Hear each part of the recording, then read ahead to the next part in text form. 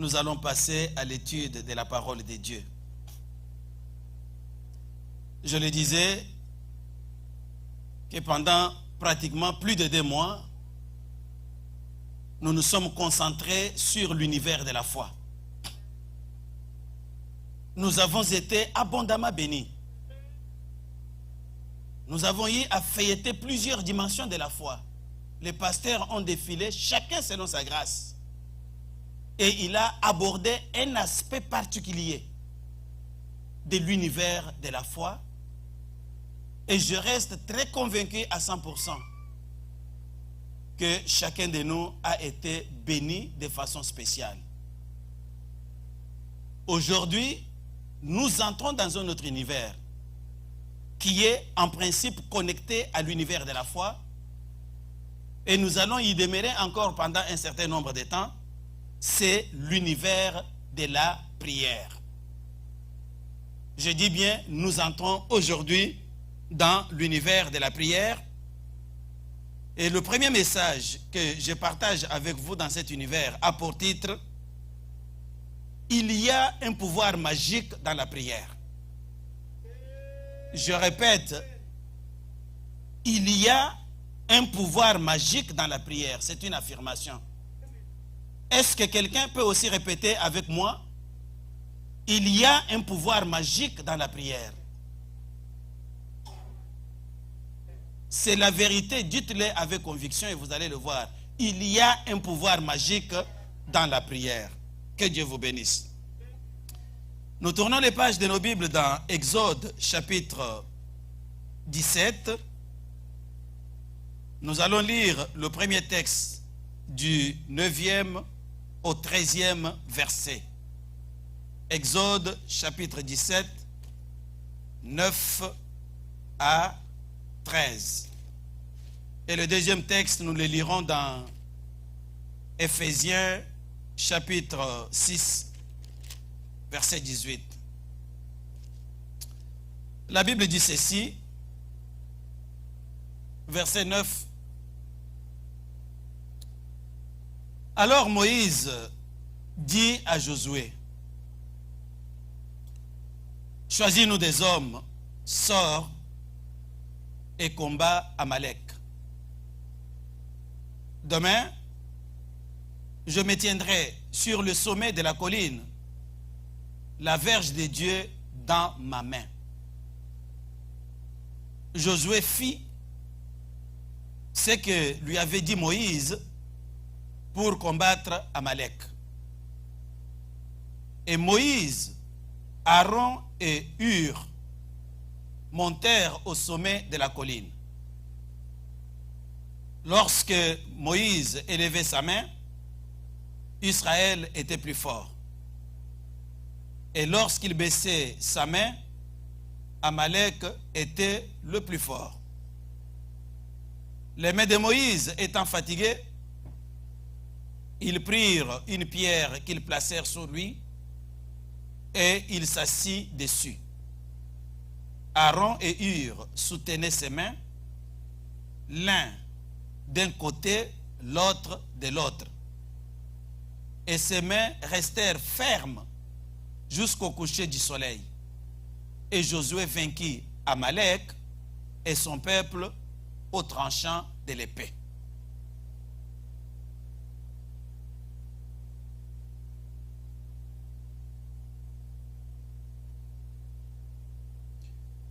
Éphésiens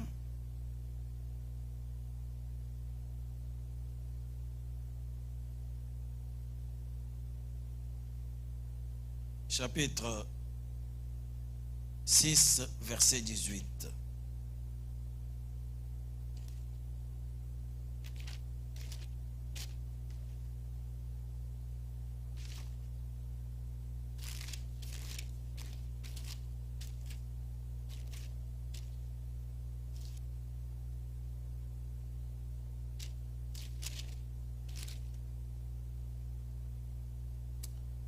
La Bible dit ceci, c'est une recommandation, un ordre.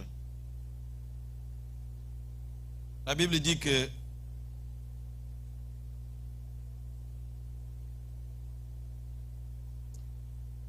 Faites en tout temps, par l'Esprit, toutes sortes de prières et de supplications.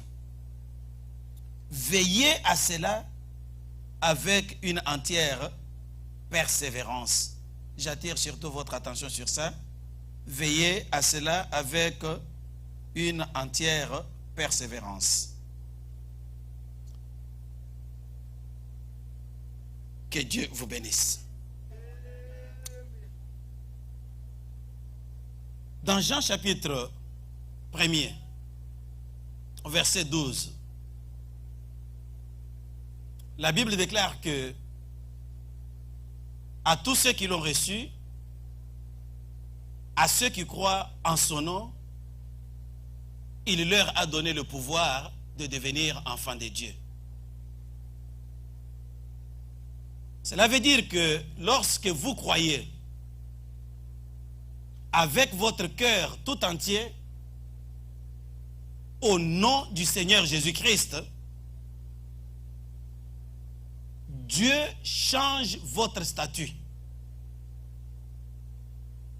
Vous passez du statut d'une simple créature à celui d'un enfant de Dieu.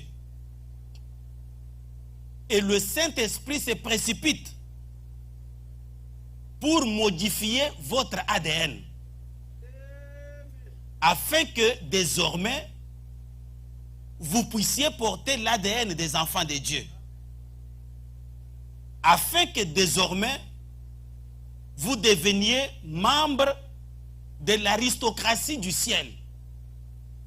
Afin que désormais, vous deveniez l'ami des anges. Ça, c'est la réalité que nous expérimentons. La réalité que vous expérimentez. La réalité que vous avez même déjà expérimentée. Le jour où vous avez confessé que Jésus-Christ est mon sauveur personnel et l'unique Seigneur de ma vie, quelque chose s'est passé dans votre vie. C'est-à-dire, automatiquement, à partir de ce jour-là, vous avez changé d'identité. Même si vous ne le remarquez pas, mais le ciel le sait, et nous aussi nous le savons. Et à partir de ce moment, lorsque vous prenez le métro, vous devez vous dire sincèrement que je suis différent de cet homme qui est assis à côté de moi. Pourquoi je suis différent? Parce que moi, mon ADN a été modifié par le Saint-Esprit et je suis devenu un enfant de Dieu, un enfant du royaume, un citoyen du ciel, un ami des anges, même plus qu'un ami des anges, parce que les anges sont à mon service. Mais ma prière ce matin, ma grande prière à Dieu pour vous, au regard de cette réalité, est que votre vie reflète la réalité de votre nouvelle identité. Je répète, vous avez cru, votre identité a été changée, vous êtes devenu l'ami des anges, que maintenant votre vie de tous les jours reflète votre nouvelle identité. Que votre langage reflète votre identité d'un enfant du royaume. Que les mots, même que vous choisissez, quand vous parlez avec votre frère, avec votre soeur, avec un ami au travail, avec quelqu'un de ta famille, les mots même que vous choisissez, que ces mots-là reflètent votre identité. Que les sujets de discussion, les sujets de conversation, vous savez, frères et sœurs bien-aimés, vous pouvez entrer dans un milieu, quelqu'un ouvre la bouche, juste quand il ouvre la bouche, vous détectez que lui est musulman, vous détectez que lui est païen, vous détectez que lui est débauché, vous détectez que lui est impudique. C'est de cette manière-là qu'on va aussi détecter quand vous ouvrez votre bouche que lui-là, c'est un enfant de Dieu. Ce n'est que le reflet de la réalité de ce que nous sommes. Ça ne peut pas aller autrement. Nous sommes des enfants de Dieu, nous devons refléter cette réalité, même par le lieu de notre fréquentation. Puisque ce que nous fréquentons peut aussi refléter ce que nous sommes. La Bible dit que on ne chante pas le cantique de l'Éternel sur une terre étrangère. Donc, si vous vous retrouvez sur une terre étrangère et vous pensez que vous allez servir Dieu, faites attention. Ma prière à Dieu, mes frères, mes sœurs, que nous puissions refléter par notre conduite, par notre comportement, par notre langage, par nos propos, par les mots que nous choisissons, que nous puissions refléter la nouvelle identité que Dieu nous a donnée, que nous puissions nous comporter effectivement comme les princes sur cette terre déchue. Dans le texte que nous avons lu, je voudrais bien parler du merveilleux texte d'Exode 17 que nous avons lu. Ce texte met en lumière la vérité sur laquelle nous fixons notre attention aujourd'hui. Ce texte met en lumière, merci ma fille, il met en lumière le fait que la prière a un pouvoir magique. C'est-à-dire, la prière a un pouvoir surnaturel. C'est-à-dire que la prière produit des effets extraordinaires. C'est ce que nous pouvons retenir du texte de Exode 17 que nous venons de lire. La Bible dit dans ce texte que lorsque les enfants d'Israël sont partis d'Égypte en direction de la terre promise, ils ont croisé sur leur chemin un ennemi redoutable, un ennemi farouche, dont l'objectif numéro 1 était de les retourner en Égypte. Il leur a barré la route pour les empêcher d'aller à la terre promise, selon les promesses faites par Dieu à Abraham. La bonne nouvelle, c'est que cet ennemi qui s'appelait Amalek n'a pas réussi à déstabiliser Moïse. La bonne nouvelle, c'est que Moïse ne s'est pas laissé intimider par le chantage d'Amalek ou même par la puissance de son feu. Il ne s'est pas laissé intimider par la force de son armée. Il lui a résisté. Frères et sœurs bien-aimés, déjà à ce niveau, j'aimerais vous dire quelque chose. C'est vous qui êtes aujourd'hui Israël spirituel. Dieu vous a délivré d'un autre type d'Égypte. Il vous a délivré de la colonisation du monde. Et il vous a placé sur l'autoroute qui mène au royaume de Dieu, qui mène à la vie éternelle. C'est qu'en fait, l'Église est comparable à Israël. De la même manière qu'Israël a été sous la colonisation des Égyptiens, de la même manière, nous chrétiens, nous avons été sous la colonisation du monde. Et Dieu, dans son grand amour, est descendu sur le flanc du mont Horeb et il a parlé à Moïse pour lui dire que je vais délivrer mon peuple de la colonisation d'Israël, égyptienne. De la même manière, par la croix de Jésus-Christ, Dieu est descendu sur le mont Golgotha pour notre délivrance de la colonisation du monde. Et en nous délivrant de la colonisation du monde, en nous délivrant du pouvoir du péché, il nous a placés sur une autoroute qui mène à la vie éternelle.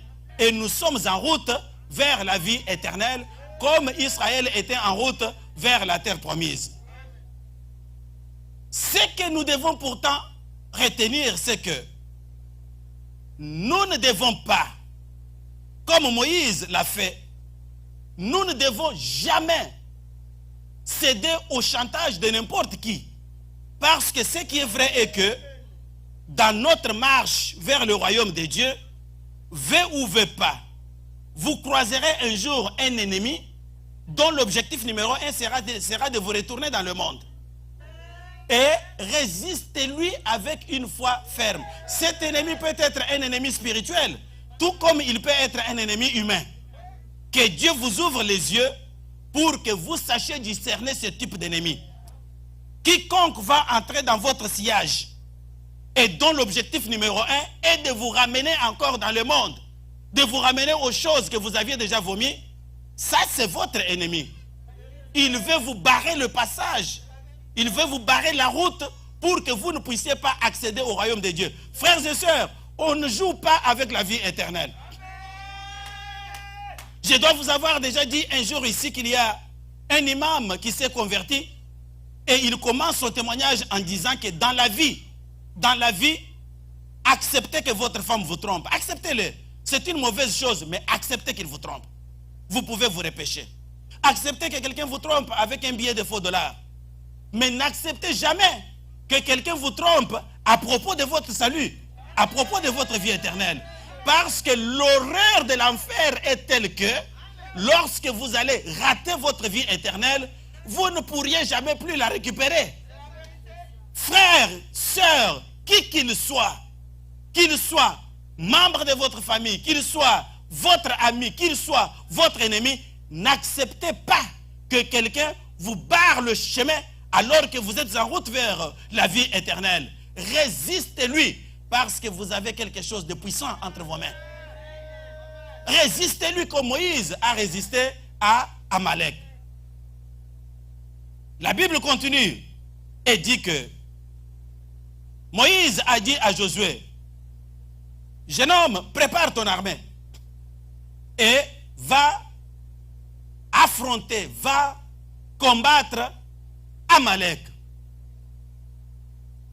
Moïse n'a pas dit à Josué de baisser les mains. Frères et sœurs bien-aimés, mais dans la vie, il ne faut jamais baisser les mains, on va vous avaler. Dans la vie, il ne faut jamais baisser les mains, on va vous appeler. J'aime encore ce que le pasteur Magil disait ici. D'ailleurs, on s'est parlé hier, il vous a salué. Il disait que le monde dans lequel nous vivons, c'est un paradis de loups. Le monde, ce n'est pas un terrain de jeu, c'est un paradis de loups. Les faibles vont se faire toujours dominer et coloniser, même effacer. Et c'est comme des petites mouches qu'on a écrasées et ça passe. Il va falloir que le peuple de Dieu apprenne à se tenir debout pour résister. Le Seigneur, la Bible dit, résistez au diable et il va fuir loin de vous.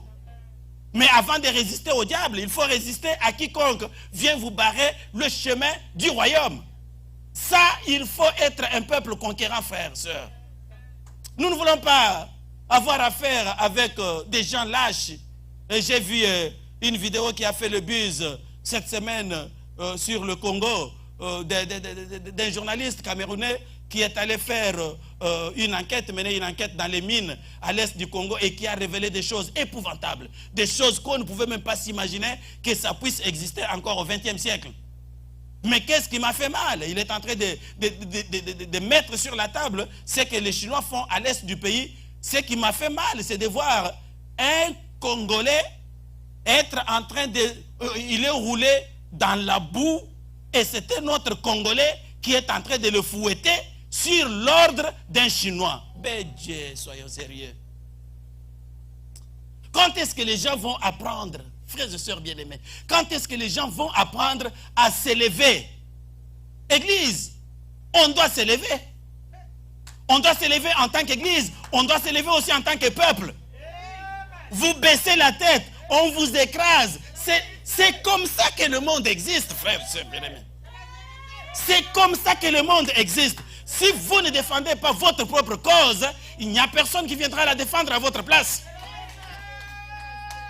Il n'y a personne qui viendra vous la défendre à votre place. La Bible dit ceci dans Hébreu, que si un homme se soumet à quelqu'un d'autre pour lui obéir comme esclave, il devient réellement son esclave. C'est-à-dire lorsque de vous-même, vous choisissez d'obéir à quelqu'un comme esclave. Hey, frappe ton frère là, tu le frappes. Mais tu es son esclave. C'est toi qui as perdu ton identité d'homme libre. Alors que la Bible me dit que là où il y a l'Esprit de Dieu, il y a la liberté. Et quand je vois la quantité d'hommes qui prient au Congo, je me demande, où est-ce que vous êtes en train de vivre là? Dieu vous a donné la terre pour que vous soyez d'abord bien dans le siècle présent et bien dans le royaume de Dieu. Nous ne sommes pas ici porteurs de l'évangile qui dit que heureux les pauvres car le royaume des cieux est à eux. Non, la Bible n'a jamais dit heureux les pauvres car le royaume de Dieu est à eux. La Bible a dit heureux les pauvres en esprit, heureux les gens humbles. L'humilité, oui, nous devons être humbles. Mais si Dieu vous a doté de cette richesse, c'est pourquoi? C'est pour que vous puissiez en jouir. Et si vous fermez les yeux, quelqu'un d'autre vient vous coloniser. Revenons à ce que Moïse a fait. Moïse va croiser Amalek sur son chemin. Amalek lui barre la route. Mais Moïse n'a pas baissé les mains, alors qu'il n'était même pas sur son territoire. Il dit à Josué, jeune homme, prépare ton armée, on doit faire la guerre à cet homme pour que nous puissions passer. Parce qu'il fallait qu'il arrive à sa destinée. Il fallait qu'il puisse réaliser sa destinée. Il fallait qu'il puisse accomplir le dessein de Dieu dans sa vie. Mais quelqu'un est en train de lui barrer le passage parce que moi, je dois accomplir le plan parfait de Dieu dans ma vie. Tu me barres le passage, je dois t'affronter pour que tu me laisses le passage.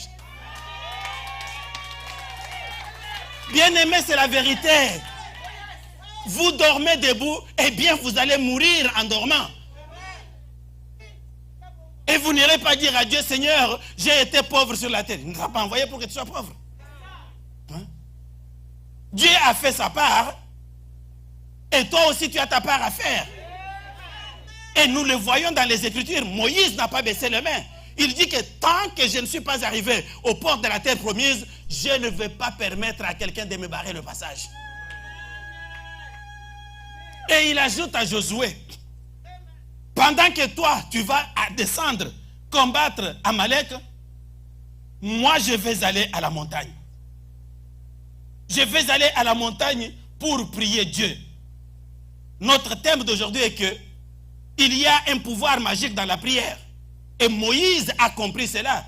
Il est allé établir son QG à la montagne. C'est à partir de là qu'il dirigeait les opérations de la guerre. Frères et sœurs, lorsque vous lisez bien ce texte, ce n'est pas Josué qui était le vrai commandant contre Amalek.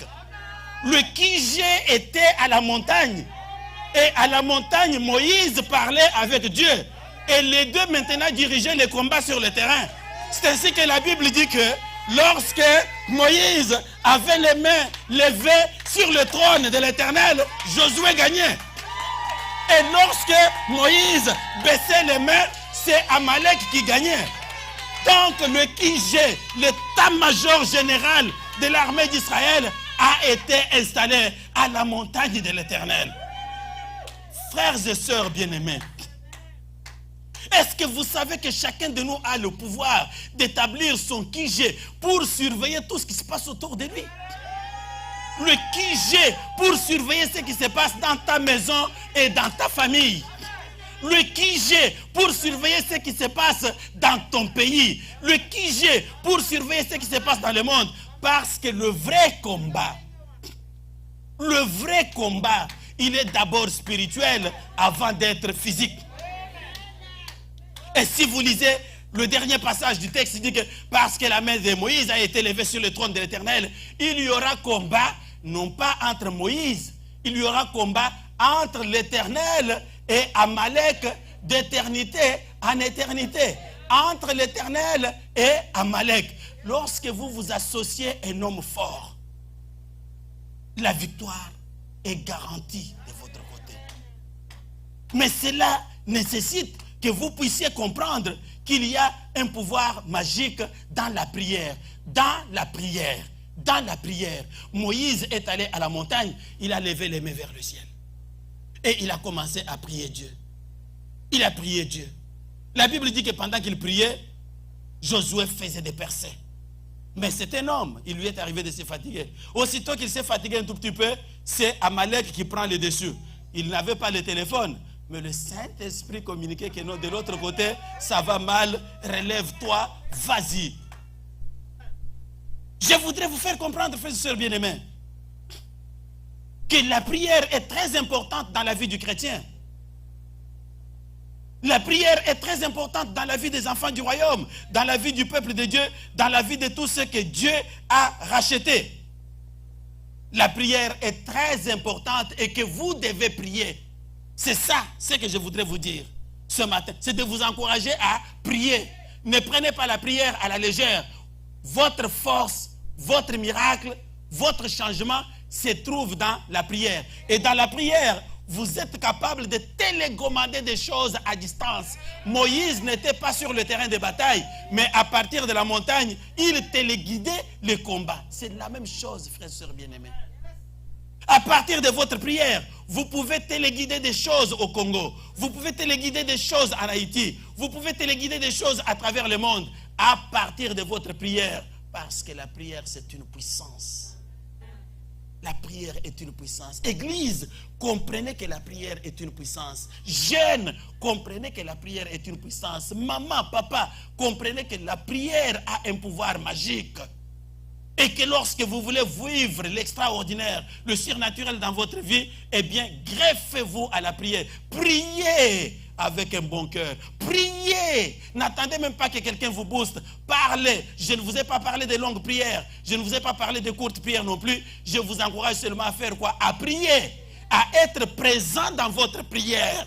Parfois, il y a des gens qui sont absents dans leur propre prière. Soyez présents. Nous ne parlons pas ici des récitations, des textes que vous avez bloqués. Alléluia, alléluia. Non, c'est un dialogue. Donc, dans la prière, on parle à Dieu comme on se parle là. Seigneur, voici ce que je traverse. Voici ce que je te demande pour mon pays. Voici ce que je te demande pour ma propre famille. Voilà ce que je te demande pour mon église. On parle à Dieu. Et quand vous parlez à Dieu, la Bible nous dit qu'il y a quelque chose qui va se passer. La force de l'Église aujourd'hui, son impact sur le monde, la force du chrétien, son impact sur son environnement, dépend de sa puissance de feu dans la prière. Nous devons prier. Et je vous encourage, frères et sœurs bien-aimés, nous devons prier. 1 Timothée, chapitre 2, verset 8 dit que je veux donc que les hommes prient en tout lieu. Écoutez bien. Je veux donc que les hommes prient en tout lieu. Ce n'est pas que le Seigneur a commis une faute ici. Non. Il dit que je veux que les hommes prient en tout lieu. Vous êtes à la maison, vous devez prier. Vous êtes à l'église, vous devez prier. Vous êtes au travail, vous devez prier. Vous êtes dans la voiture, vous devez prier. Je veux donc que les hommes prient en tout lieu. Les hommes ici, ce n'est pas seulement les papas. C'est la gente humaine. Que ce soit femme, jeune. Dieu veut que vous puissiez garder l'esprit de prière partout où vous êtes. Et que vous puissiez lui parler, commander les choses. Un jour, une maman, je l'ai déjà dit ici à l'église, une maman était à l'église Bethel à Kinshasa, pendant l'intercession, elle priait, et elle a senti l'esprit la pousser à menacer l'esprit d'accident. Dans la prière, il faut toujours être à l'écoute de la direction du Saint-Esprit. Même si tout le monde prie pour quelque chose, Dieu peut vous mettre à cœur, prier pour ceci, embarquez, ne discutez pas. Elle a prié, elle a condamné l'esprit d'accident et c'est terminé. La prière, je l'ai dit, vous aide à télécommander des choses à distance. Vous n'allez pas les voir de vos yeux parce que si vous les voyez de vos yeux, peut-être ça va vous rendre très orgueilleux. Elle rentre à sa maison, chez elle, c'est son mari, papa qui travaille à la banque. Dès qu'elle voit la femme venir, maman, glorifie Dieu. Aujourd'hui, j'étais mort. Comment cela? Nous sommes entrés au rond-point Bongolo, une remorque qui vient avec la voiture. On ne sait pas comment, ce que le chauffeur a fait. Nous nous sommes retrouvés dans la parcelle de quelqu'un et on est sauvés. Tout le monde a crié. Ah. Et si vous aviez été distrait pour prier, eh bien, vous devez ramasser un cadavre à la maison. La prière a un pouvoir magique. Retenez-le, mes frères, mes sœurs. Retenez-le très bien et aimez la prière. Alors, Paul continue et dit que les hommes prient en tout lieu en élevant des mains pures, sans colère ni mauvaise pensée. Donc, le désir de Dieu ici est de vous voir prier, car il sait lui-même que la prière a un pouvoir surnaturel. La prière produit des effets extraordinaires. Par elle, nous pouvons télécommander des choses à distance. Comme Moïse, à partir de son Kijé, a télécommandé le combat de Josué contre Amalek, lequel combat a débouché sur une victoire éclatante. Voilà pourquoi je vous encourage à prier.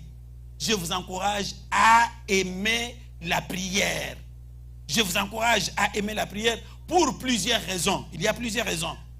Et je vais vous en citer possiblement 4, et je vais m'arrêter là. Pourquoi vous devez aimer la prière? Première raison, si vous êtes actif dans la prière, ni Satan, ni le monde n'auront aucune emprise sur vous. Ni Satan, ni le monde n'auront aucune emprise sur vous. Ni Satan, ni le monde n'auront aucune emprise sur vous. Vous n'allez pas voir le mouche et puis vous perdez le sommeil. Parce que la mouche, un rat s'est introduit dans la maison. Mais oui, vous habitez à Montréal. Parfois près du métro, il y a des rats. Le rat passe, vous restez debout toute la nuit en train de crier, les sorciers sont arrivés ici. Mais si vous êtes actif dans la prière,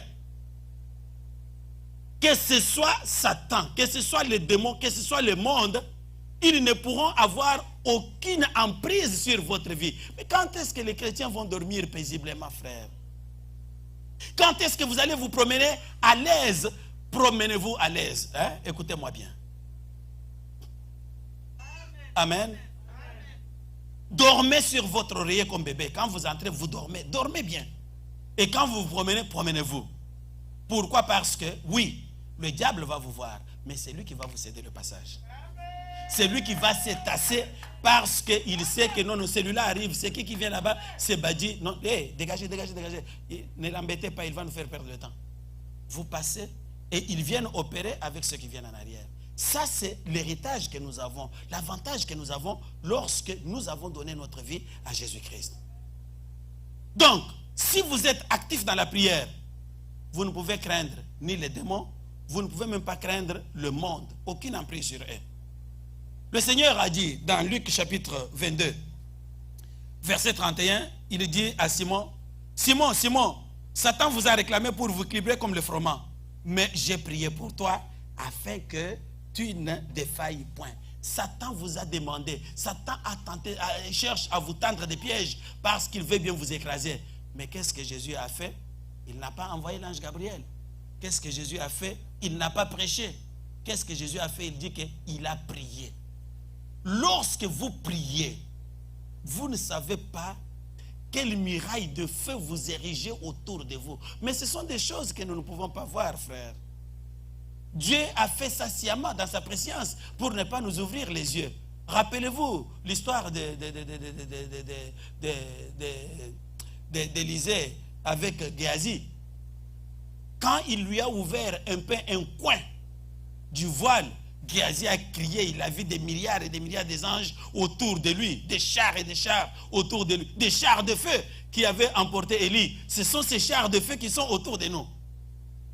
Mais ces chars de feu sont commandés lorsque nous sommes dans la prière. Lorsque nous sommes dans la prière, eh bien, Dieu se glorifie, Dieu manifeste sa puissance au milieu de nous et nous devenons capables de voir beaucoup de choses. Bref, première raison, Satan, le monde, rien. Quand il vous voit, ce sont eux qui vous respectent, mais pourvu que vous gardiez une vie de prière active. Deuxième avantage, si vous êtes actif dans la prière, si vous priez avec zèle, avec ferveur, j'aimerais insister sur ça. Priez avec zèle, priez avec ferveur, priez avec votre cœur tout entier. Quand vous vous plongez dans la prière, vous voyez seulement Dieu et vous. Ce n'est pas que vous êtes dans la prière en train de prier, les yeux regardés à gauche, à droite, vous êtes en train de prier, vous pensez à l'hamburger ou au poulet qui est resté au frigo, vous êtes en train de prier, vous dites que ça termine vite, je vais aller partir. Non, ça ne venez pas calomnier Dieu pour dire que Dieu n'exauce pas ma prière. Vous n'avez pas prié. Prier, c'est entrer dans la présence de Dieu, vous concentrer sur Dieu, comprendre même ce que vous lui dites, être sûr qu'il vous a compris parce que vous-même vous l'avez compris. Et quand vous priez de cette manière-là, avec ferveur et avec persévérance, les bénédictions de Dieu ne vont pas tarder de se présenter dans votre vie. Parce que par la prière, nous appelons l'intervention du ciel. Et vous priez avec ferveur pour n'importe quel problème que vous avez. Soyez au moins sûr que Dieu va répandre sur vous sa bénédiction. Je répète, Dieu va répandre sur vous sa bénédiction en réponse à votre prière. Je répète encore pour que vous puissiez bien me saisir. En réponse à votre propre prière. C'est ça ce qui va vous empêcher de courir toutes les rues en train de chercher les bénédictions. Mais la bénédiction est entre vos mains, frères. Et les mots se trouvent dans vos bouches, dans vos paroles. Moi, je suis d'abord sûr de ma propre foi avant d'être sûr de la foi de quelqu'un d'autre. Je suis d'abord sûr de ma propre prière avant d'aller compter sur la prière de quelqu'un d'autre. Qu'est-ce qui va m'empêcher de prier Dieu? Si j'ai un péché, Dieu me demande de confesser. Je confesse, le péché est enlevé et je prie à Dieu. Mais lorsque on a une vie de prière déficitaire, d'ailleurs, l'unique indice pour savoir que quelqu'un a une vie de prière déficitaire, c'est son tourisme. Quand ça crie à gauche, vous le voyez, il est là à genoux, imposez-moi les mains. À droite, vous le voyez, il est là à genoux, imposez-moi les mains. Ça prouve qu'il est déficitaire dans la vie de prière. La Bible dit que venez à moi, vous tous qui êtes fatigués et chargés. La Bible ne nous pose pas un intermédiaire. D'abord, venez à moi. Mais allez-y. Est-ce qu'on peut prier pour vous? Mais oui. Nous vous accompagnons dans ce que vous faites, frère. Nous venons vous aider à porter le fardeau de votre vie. Quand vous dites, pasteur, priez pour moi, je prie pour vous aider à porter votre fardeau. Mais ce n'est pas que vous-même, vous avez les bras croisés, vous dites que pasteur va prier pour moi. Vous n'avez pas de réponse, vous sautez à gauche, vous sautez à droite. Non, frère. Qu'il vous a fait selon votre foi. La prière s'est ouverte à tout le monde. La Bible dit, priez sans cesse. Il s'adresse à tout le monde. Priez, frère. Aimez la prière, mes frères et mes sœurs. Vous allez changer le monde par votre prière. Si je vous donne l'exemple de Jacques, Jacques dit que la prière fervente du juste a une grande efficacité. La prière persévérante du juste. Et n'ayez pas peur. Ne pensez pas que le juste avait 4 bras. Non. Le juste, il est comme vous. Vous êtes juste pourquoi? Vous êtes juste parce que Jésus vous a justifié. Hein? Si on demande est-ce qu'il y a des saints ici, je suis le premier. Je veux dire, je suis saint. Non pas par mes mérites, mais parce que Christ m'a sanctifié. Il est mort pour moi. Et il m'a donné le manteau de sainteté. Quand je porte ce manteau, je suis saint. Et donc, je suis juste. Et la Bible me dit, la prière fervente du juste a une grande efficacité. Je prie, je sais que Dieu m'a exaucé et ma prière a de l'efficacité. Je m'en vais, frère. Et la Bible nous donne quelques exemples. Vous voyez, les gens qui ont compris l'importance de la prière. Moïse envoie son serviteur pour aller épouser une femme pour son enfant. Il y a une femme, mais je vais chercher la femme. Il faut que je la voie. Qu'est-ce que Dieu a à faire là-dedans? Abraham, merci maman. Abraham. Et dès que le serviteur d'Abraham arrive, il fait la prière. Et il donne même des signes à Dieu. Seigneur, fais réussir la mission que mon maître m'a confiée. Je voudrais que toi tu me donnes une femme pour le servir, le fils de mon maître. Est-ce que ça a tardé? Ça n'a pas tardé. Rebecca est sortie et il a répondu exactement au signe que le type avait donné à Dieu. On prie pour tout, frère. Il n'y a pas de sujets qui sont hors prière. Vous priez pour tout. Jeune, vous voulez passer l'examen, vous priez Dieu. Maman, vous allez au travail, vous priez Dieu. Vous êtes à la maison, vous priez Dieu. Vous venez à l'église, vous priez Dieu. Vous préparez la cuisine, vous priez Dieu. On prie Dieu pour tout. Vous voulez vous marier, mais vous priez Dieu. Vous demandez à Dieu. Dans la prière, nous parlons plus à Dieu et nous parlons moins aux hommes.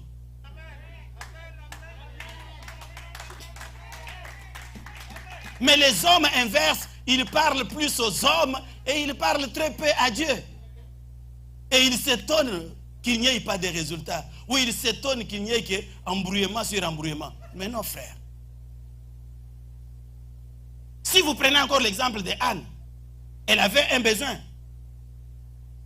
Elle avait déjà commencé à torturer son mari. Pourquoi tu ne fais rien? Et elle s'est ressaisie, elle a dit, je me suis trompé de chemin. Ce n'est pas à l'homme là, il faut aller à Dieu. Quand elle est allée au sanctuaire de Silo, elle a pleuré devant Dieu. Quand elle est sortie de là, elle est sortie de là avec un bébé.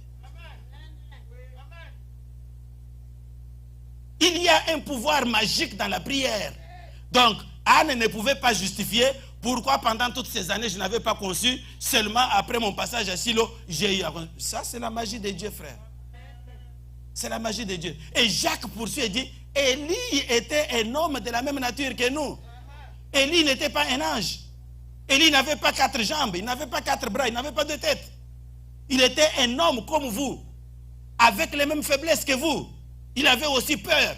Vous vous souvenez quand Jézabel a parlé un peu fort, Élie a fui. Donc il avait les mêmes émotions, les mêmes sentiments que vous. Mais il a prié avec ferveur.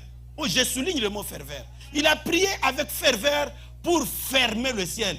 Quelle audace! Peut-être que vous, quand vous priez Dieu, il y a des choses que vous choisissez, vous dites non, non, pas ça. Ça, c'est trop grand. Non, il n'y a rien de grand. Il a pris l'initiative de fermer le ciel pour punir Akab. Je ferme le ciel pendant 3 ans et demi. Et le ciel a été fermé pendant 3 ans et demi. Et au bout de 3 ans et demi, il est allé ouvrir le ciel. Il a ouvert le ciel et la pluie a commencé à tomber. Pour nous dire que vous aussi, tel que vous êtes là, vous pouvez fermer le ciel. Josué a arrêté le rythme du soleil. Il a dit, soleil, arrête-toi. Et le soleil s'est arrêté. Vous aussi, vous êtes capable d'arrêter le soleil. On le fait tout par la foi, frère. Il y a un pouvoir magique dans la prière, frères et sœurs bien-aimés.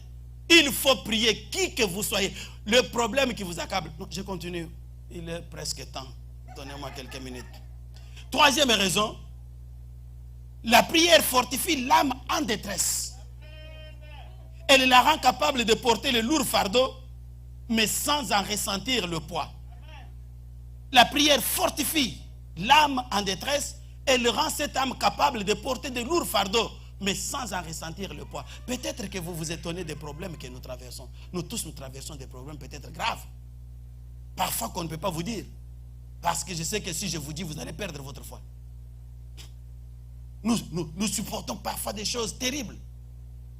Parfois, il y a des décès, parfois des choses que le monde ordinaire allait tomber en dépression. Allait tomber en dépression. Si ça arrive aux Québécois du coin ici, c'est fini, demain il est à Pinel. Mais pourquoi vous restez debout? C'est parce qu'en priant, le fardeau est là. Mais le fardeau ne pèse pas. C'est-à-dire, vous le portez, vous le supportez et vous avancez. Hein? Vous avancez, frère. Ça, ce sont des effets de la prière. Vous avancez. Vous vous imaginez, vous venez dans ce pays. Vous passez 5 ans, 6 ans, 8 ans, 10 ans, sans papier, sans femme, sans enfant. Même les cheveux deviennent gris. Et si vous prenez un ami québécois, il perd le travail. Mais on lui donne le chômage. Il n'est pas sans revenu, il a le chômage, il se suicide. Et dites-vous, mais pourquoi moi je ne me suis pas suicidé? Pourquoi moi j'ai perdu un membre cher de ma famille, mais je suis debout et je continue à vivre? Non, il y a quelque chose, frère. C'est parce que par la prière, hein, Dieu a enlevé le fardeau là. C'est pourquoi la Bible dit que venez à moi, vous tous qui êtes fatigués et chargés, je vous donnerai du repos. Dieu a... Vous portez un carton qui est vide dedans. Alors que le voisin, il est en train de porter un carton chargé de tous ses problèmes, de tous ses ennuis, et ça pèse. J'ai suivi une prédication de Spurgeon qui m'a beaucoup inspiré, qui a dit que si vous plongez dans les eaux, vous êtes dans la mer, là, vous avez fait un plongeon. Vous pouvez calculer combien de tonnes d'eau vous avez au-dessus de votre tête, mais vous ne les sentez pas. Mais lorsque vous sortez des eaux, est-ce que vous serez capable de porter un fil d'eau sur votre tête? Il va vous écraser. C'est comme ça quand on entre dans les choses de l'esprit. Est-ce qu'on peut donner une main d'acclamation pour la gloire de notre Dieu? En parlant de Jésus à Gethsemane, la Bible dit qu'il a prié parce qu'il voyait déjà sa passion. Mais ce qui est merveilleux, c'est que dans Luc 22, verset 43, la Bible dit, alors un ange apparut du ciel pour le fortifier. Quand vous priez, n'est-ce pas, devant les difficultés et les angoisses de la vie, Dieu dépêche ses anges pour vous fortifier. C'est pourquoi vous vous demandez vous-même, ce genre de problème que je traverse, je suis encore vivant, alors que quelqu'un vous regarde pour que vous puissiez piquer une crise cardiaque. La crise ne vient pas. Elle ne viendra pas. Elle ne viendra pas. Parce que j'appartiens à l'aristocratie du ciel. Elle ne viendra pas. Dernier élément ou 4e chose, la prière nous rend capables d'abandonner le péché. Ah oui? Quelqu'un m'a bien compris? Je répète, vous êtes actif dans la prière, vous allez abandonner, vous allez voir que le péché va vous fuir lui-même. c'est la prière qui va vous rendre capable d'abandonner le péché. Que ce soit le péché de la langue, que ce soit le péché des mains, que ce soit le péché du cœur, si vous êtes actif dans la prière, ces péchés ne domineront jamais sur vous. Ils peuvent se coucher à votre porte, mais ils ne vous renverseront pas. Jésus a dit aux trois qui étaient avec lui à la montagne Gethsemane, il dit, levez-vous et priez afin que vous ne tombiez pas dans la tentation. C'est-à-dire que le diable peut vous tendre des pièges, il peut vous tenter. Quand vous avez une vie de prière active, ces choses tombent d'elles-mêmes. Les difficultés que nous avons aujourd'hui avec nombreux chrétiens, c'est qu'ils veulent à la fois être vaillants dans le péché et vaillants dans la prière. Donc ça ne peut pas marcher, c'est impossible. De deux choses, l'une, soit le péché vous fait abandonner la prière, ou la prière vous fait abandonner le péché. Mais être le deux à la fois, vaillant dans la prière, vaillant dans le péché, ça ne peut pas se faire, ça ne marche pas.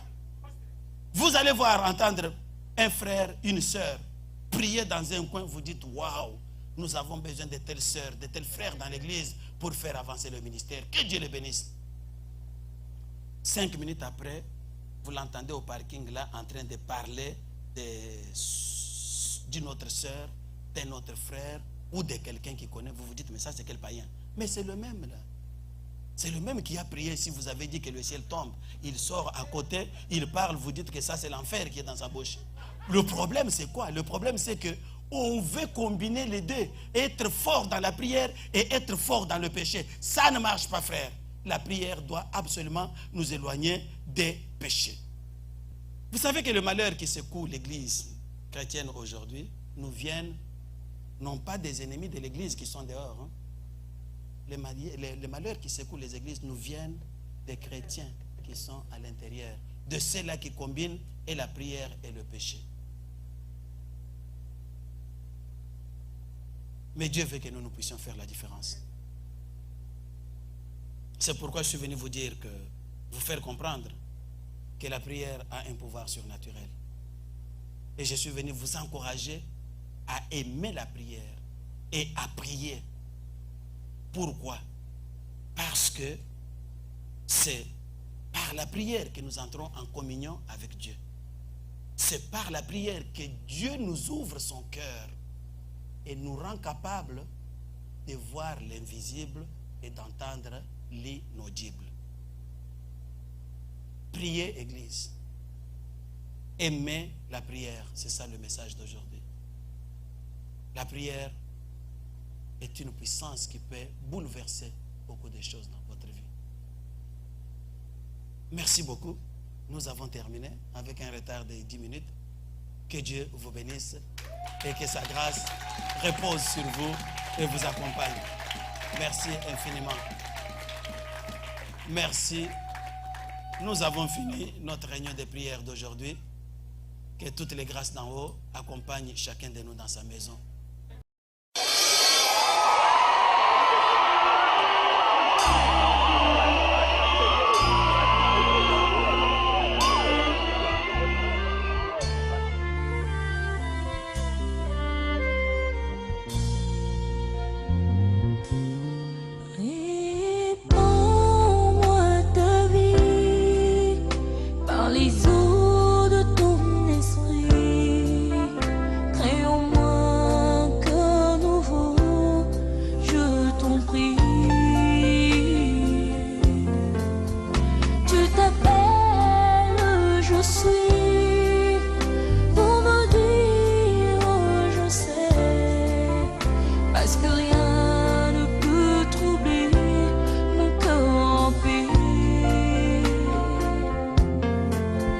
S'il faut que